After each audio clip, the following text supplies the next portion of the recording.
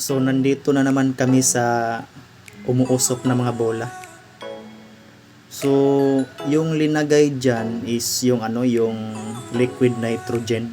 So yun yung nagpapausok sa mga bola na yan. So yung liquid nitrogen is napakalamig niyan. So maaring kapag hinahawakan mo yan is maaring yung kamay mo is ma-frozen na yan. So kung mapapansin nyo sa lalagyan is may mapansin nyo is may ice flakes pati yung sandok niya. So napakalamig talaga niyan. So dito is merong dalawa silang flavor.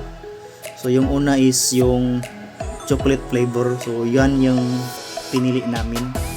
Yung isa naman is yung caramel na flavor.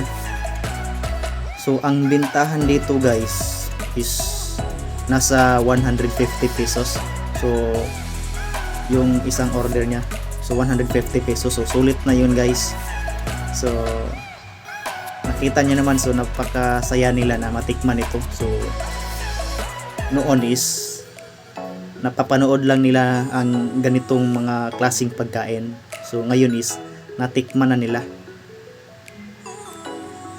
So masaya sila.